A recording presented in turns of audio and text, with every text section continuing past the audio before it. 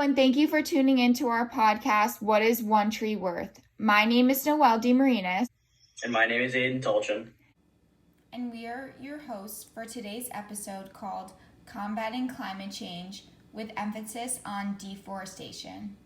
In celebration of Earth Day, we would like to introduce someone who is very passionate about the 2021 Earth Day theme of restoring our Earth. Stuart Levine with Amber Tree Care. Thank you so much for joining us, Stu. We really appreciate you coming on today. Stu is the owner of Amber Tree Care, a tree service company in Westchester County. Amber Tree Care is a team of professional arborists and licensed certified arborists dedicated to enhancing the vigor and vitality of trees and shrubs around local properties. Stuart Levine also studied at the School of Professional Horticulture at the New York Botanical Gardens. Stu, what are some things you're passionate about? We do a lot of preservation of trees. We try to keep the root systems healthy and strong. We do a lot of air spading, which will impact the root system in many ways to help the tree promote more growth. Thank you, Stu. It's important to know that there are local companies that are taking care of our trees. But let's get into our topic. Over the past 50 years, we've seen a dramatic increase in global temperatures. Now, some people associate climate change with fossil fuel usage and pollution. However, one of the main factors of climate change is deforestation. Stu, as an expert arborist, what are your thoughts on deforestation around the world and how does it impact our environment? So, for example, between 2001 and 2019, Brazil lost about 265 square kilometers of tree coverage. That's a lot. And then an area larger than the state of California to deforestation is roughly what that would look like. So every 6 seconds, the world lost an entire soccer field worth of primary forest. So that would leave a huge impact on the atmosphere as far as CO2 levels. So just to summarize, that would be extremely detrimental to the environment. Just with that, that's not great. Now, do you believe that in the United States, if we were to allocate our resources to fight deforestation, it should go to California, or are there other areas in the country that you find or you believe to be more important? Anywhere that is happening, I think it should be governed a little bit more. In America, they have some standards set, especially in California, where they're a very green state, that they're not going to do too much deforestation.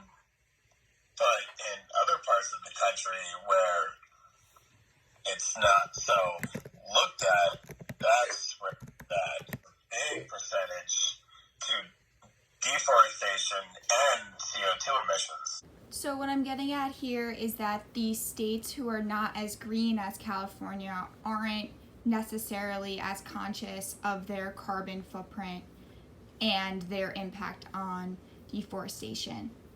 Now, I'm going to hand it over to Aiden to ask a couple questions.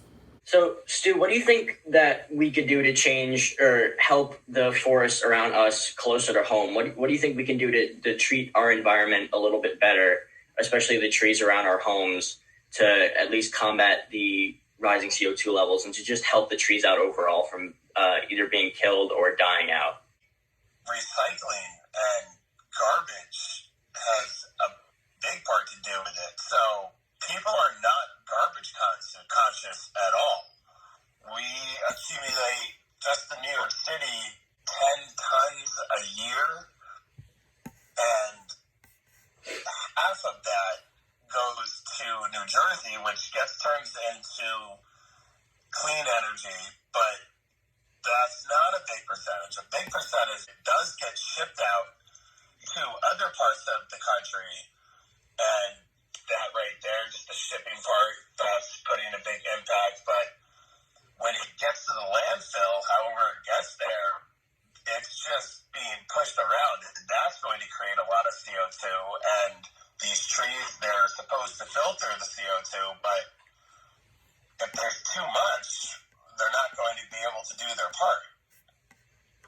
Now, in your work experience, have you seen people mistreat trees and the landscapes around their homes? And have you had work experiences where maybe you've left a company because of their unethical ways of treating trees? So, yeah, in a sense, the equipment getting very updated and all the innovations that the industry is having, we have a giant impact on the health of trees. But for larger companies, they make a huge profit on removing trees. So big cherry pickers and extension boom trucks, and then the fact that to become a certified arborist today, all you need to do is take a 200-question test, where I'm not trying to diminish a certified arborist, but you want to look a little bit past that. You want to make sure that they have actual knowledge of the industry itself rather than just how to take a test. So, with that being said, a lot of people just try to sell tree removals. As I progressed in my career, I started to really feel this heart-pounding shame in my heart for taking down live trees. So I started to look more into it, and I figured out ways how to actually talk clients out of taking down live trees. But I've probably already talked myself out of $1 million of work. But But you're doing it for the right reasons. Yeah, because, so if people could really focus more on, buying different products that will help trees and, learning skills and techniques that can help trees, that's where we can have an impact. But a lot of homeowners don't even take their trees into consideration. What you're saying is that as a community, we just need to become more educated, just having that sense of awareness. Better said, yes. And I think Aiden wanted to ask you one more question before we get to wrap up. All right, Stu, what do you think are some alternatives to deforestation that we can use, or what can we do instead of just cutting down trees? Well, unfortunately, trees are not very fast growing. Now, people aren't open to this idea, but planting and working with hemp plants are very good, because it only takes about 3 months for those to grow. They can grow very tall, and we can grow more of them. So we can use those resources a lot more than we can trees. We don't need to use trees to build houses anymore. Like, I myself and my fiance, we're in the process of recycling a few old containers, and we're creating a container home.